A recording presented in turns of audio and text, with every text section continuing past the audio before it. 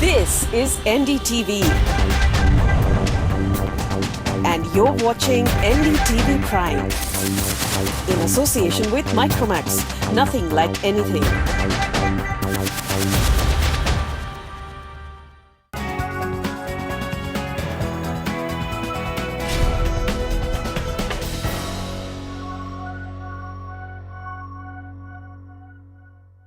So welcome the panelists.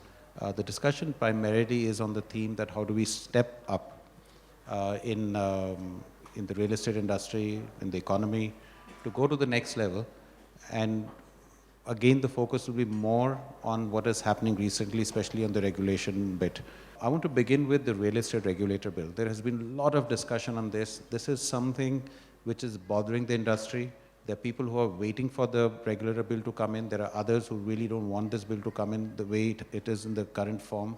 Broten, I leave it to you. Do you want to I'll give the middle ground. Negatives, but one of them. I have to choose. No, I think that there are positives and negatives. One of the things which I would like to very strongly add, I believe that the act has to be well balanced. I think that from one which is completely unregulated or regulated in a wrong manner, to a very stringent one where you prevent real estate and honest and good real estate developers. That may be an oxymoron many people here in the room may think.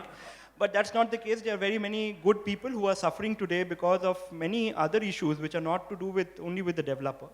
I believe there are two or three things. One is as getting the government also as a stakeholder, Anshuman. I think that is important. A large amount of projects cannot start on time, and there's a lot of money which is wasted, which puts a lot of pressure on the developer to cut corners at a later date in order to meet the market and in order to make amends to his cash flow. Nobody wants to lose money, and the government should be held responsible for the wastage and inefficiency that happens. The second issue, I feel that we should also get in our contracting ecosystem to be involved in the bill. Because a large number of developers today outsource the work to contractors, and some of our contractors are very large, and they need to professionalize themselves. Many times we feel that the developer is taking out the money and putting the money into other projects. May not always be the case. Many of us in this around the table would have had experience where the contractor, we have paid on time to the contractor, he has taken money out of the project and put it in his other projects because his cash flow is not making. And if you ask the contractor to put in an escrow account, then he starts to say, I'm not going to do it. And today, this is one of the major problems that I face. So this is something which the bill completely doesn't talk about. It is left only to the developer, but we must understand while the developer is the principal employer, the contractor in many cases, as the real estate in India goes into a mature industry, developers will only focus on a few things, and we will outsource a large amount of our work. We cannot be both a contractor as well as a real estate developer. We will lose money in both the cases.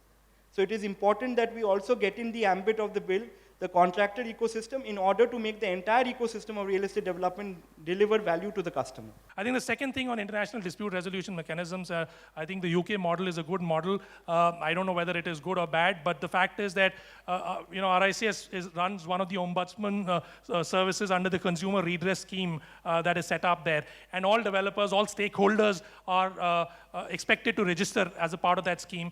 And in case of any complaints against any stakeholder, essentially speaking, an independent dispute resolution mechanism and an arbitration mechanism is available, which ensures that most cases are settled outside court. So I think that is one scenario. But having said that, in the Indian context, that may or may not apply. But what is important is that if you are having a real estate regulatory body, then you do need an effective dispute resolution mechanism laid out, and more importantly, one that actually will work. That's a great point.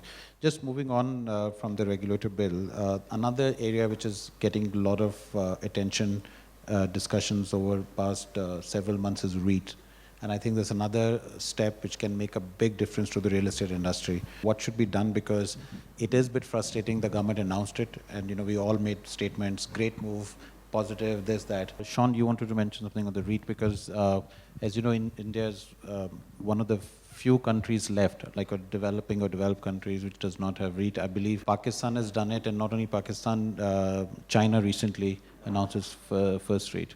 So before Bangladesh does it, do you think India will do it? Clearly, in many markets, it's encouraged a huge amount of innovation and capital flowing into real estate. And I think in all of those markets where we've seen REITs introduced, it can be quite transforming in terms of the real estate market and giving people access to assets that they wouldn't be able to do otherwise. I think the only caution, and I think it's an important caution to think about, is that as Anu says, with REITs brings greater transparency. And with greater transparency brings a need for massive consistency of standards, because I think that's the core here when you get to this scenario. So I think, for India in bringing in REITs, as much effort would need to be put in bringing in consistency of standards in areas like valuation. Standards are absolutely critical with the introduction of REITs, and in some markets that hasn't happened, and it's had an impact. I think one very important aspect, in addition to the fact that the liquidity concerns will get addressed to some extent, is the fact that while Sean's talked about standards, I think REITs will drive corporate governance. And that will ensure that there is an overall operational effectiveness of businesses that will go up, as REITs will ensure and drive corporate governance. And by default, standards would go up. By default, professionalism will go up, and I think the real estate market will generally move in the right direction. We talk about REIT, we talk about, international money coming in.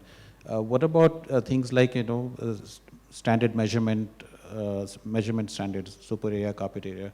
And I know that RICS internationally has done a lot of work, so I'll ask Sean, but from you very quickly on, because I know you've been talking to the government, you've been working on this for several months, years. So what should there be an international standard for measurements, which is same in every country, including India? I think we've been obviously advocating the need for an international property measurement standard. RICS, along with almost 100 global professional bodies, have now come together to set up an international property measurement standard. And the good thing is that it really does not contravene anything that's happening in the market in terms of normal practices, whether it's a super area, carpet area, or whatever be our own definitions. But what it is doing is it's clearly defining IPMS 1, IPMS 2, IPMS 3, and very clearly clarifying you can quote any basis. And IPMS 3 may be more super area. Maybe close to what our super area is. But what it is doing is very clearly mentioning this, and to a consumer, it will ensure that there is complete transparency in the basis in which that measurement is being actually quoted. So we've been actually in touch with the ministries, and we've advocated this. I think the larger discussion is that this needs to be a part of the National Building Code. So that conversation is currently underway. But the fact that globally 100 professional bodies have come together, and this is a universal issue, whether you're in India or whether you're in other parts of the world, seems to suggest that obviously this is an issue that needs to be addressed.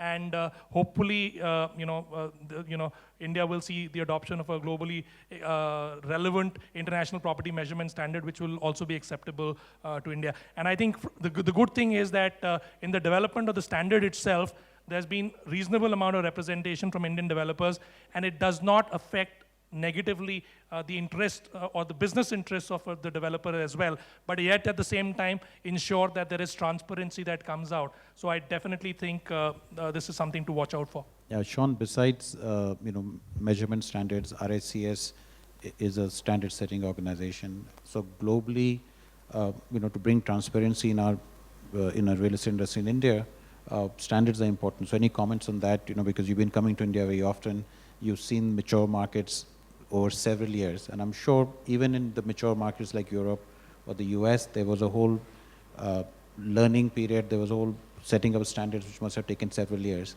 and you've seen where India is currently. So your views on that, what should we do, and what do you think, will we finally be able to put up those standards there? I think one of the sort of pretty noticeable differences, I think, is the extent to which there is a relationship that's been structured between what I would call industry and the marketplace and government. What you find in other parts of the world, if we were having this debate, is that actually the industry would be taking a lot more responsibility for putting forward the standards, putting forward the regulation. And I suppose the interesting debate here is that if I was sitting somewhere else and the government was bringing in a bill for regulation in real estate, I think the industry would say we haven't done a very good job. And actually we've got to step up the game. Because ultimately the real estate industry is a sort of ecosystem of many, many different players. And I think that in those markets where maybe it's developed to a high level, Anshuman, is that actually the industry really does come together to try and create the right conditions and put forward the right conditions to government that enables these things to act in the public interest. And I think that is a big difference. And I think maybe shows a level of maturity of all the different players within the marketplace. I think, secondly, you know, in terms of looking at any marketplace, you know, that as an organisation we see that standards are looked at in terms of not just the technical things around measurement, valuation and so on, but the importance of bringing in some ethical standards within the marketplace. And we're currently, as RICS, working with a coalition of organisations around the world to harmonise ethical standards in the built environment. But equally, it's important that whilst you've got regulation and you've got standards, you still ultimately need competent people. You know, competent people who can carry those things out. And I think that's where there's been a high emphasis around the world of enhancing competence within the industry, not just on qualifying people, but ensuring that they're keeping up to date, they are absolutely compliant with any new codes or standards. So, you know, standards on their own aren't worth anything, regulation on its own isn't worth anything, and it's only when standards are properly regulated, but standards are introduced by competent people, do you really get a system that works. Very interesting. I don't think we would have, I mean, at least I didn't think of that when you said that if the government is putting regulation, the industry should think that they may not be doing something right. I don't think that thought would have even come to our minds. That, you know, so that's an interesting point.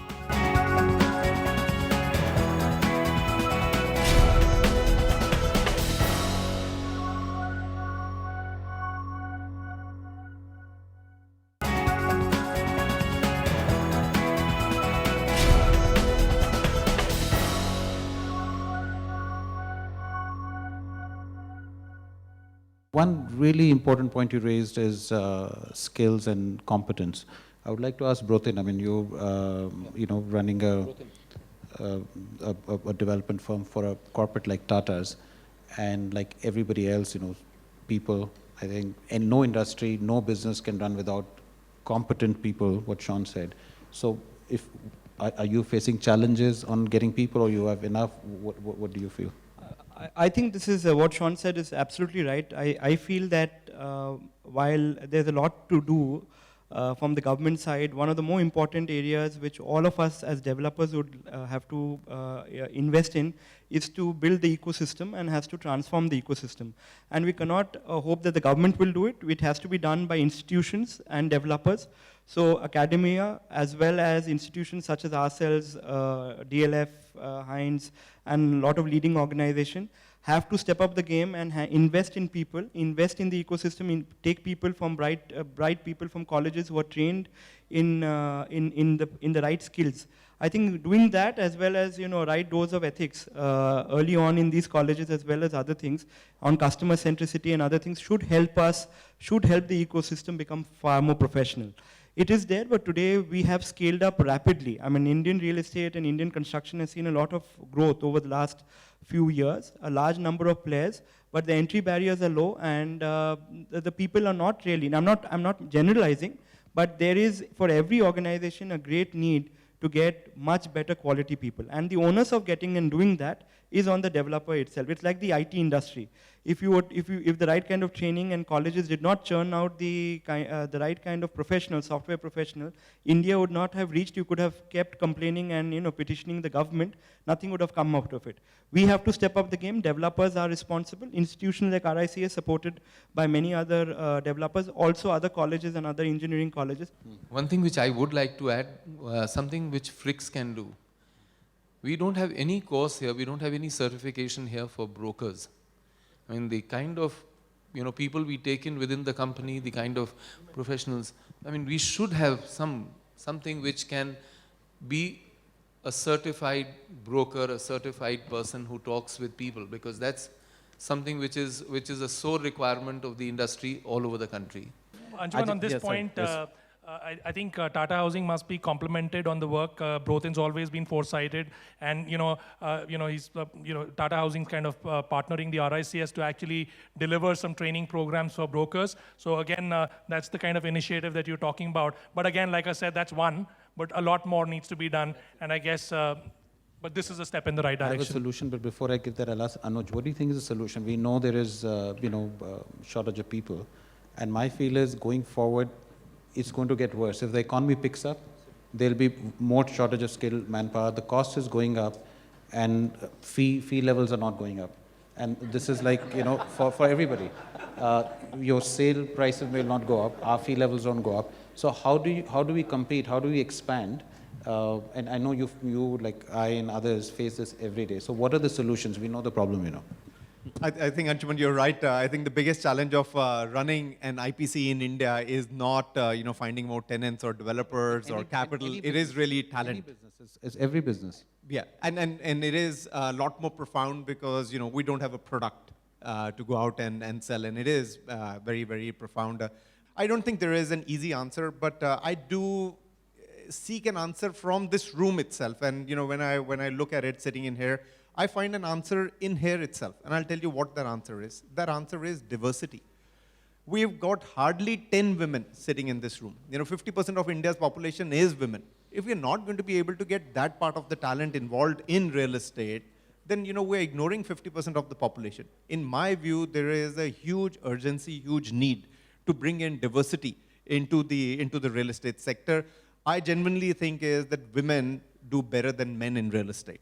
At the end of the day, real estate, which is on the residential side, is an instrumental part of a women's, life, and she has a significant say in what she wants it.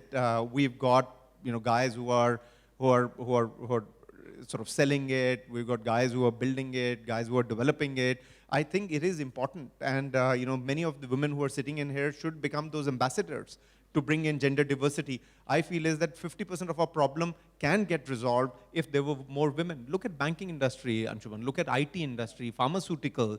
They've got huge amount of women, and we don't have, and it's a reflection of that gender diversity. Sitting